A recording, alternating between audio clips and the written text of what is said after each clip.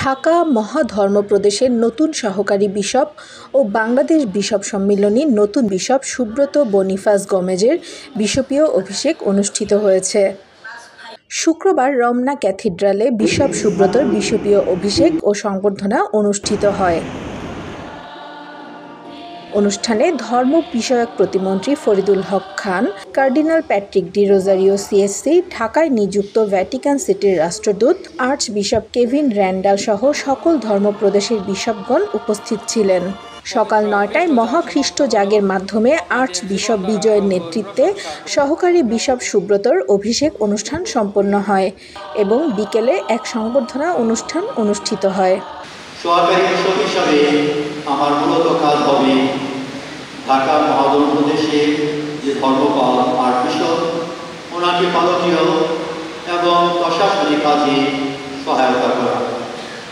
আমার উপর একটা বড় ছাতা রয়েছে, অভিভাবক রয়েছেন, আর তার ছায়াতলে থেকে আমি কাজ করব।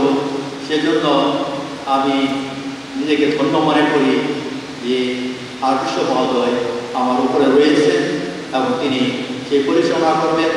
আমি ওনার পরিচালনায়, ওনার পরিকল্পনায় বা দায়িত্বের যে পরিকল্পনা সেখানে সহকারী বিশপ হিসাবে সহায়তা দান করব। অনুষ্ঠানে বক্তব্য রাখেন ঢাকায় নিযুক্ত ভ্যাটিকান সিটির রাষ্ট্রদূত archbishop Kevin Randall. It's about the people of God.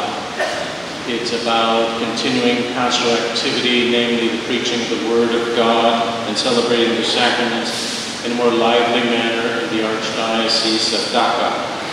It is an aid and an assistant to the vision of Archbishop Pajoy. And so from all of us, from the bottom of our hearts, we'd like to thank the new auxiliary bishop. Thank you, Bishop, for having said yes, as Mary said yes to God the Father. You have said yes to become a shepherd and enter into the College of Bishops, so thank you very much.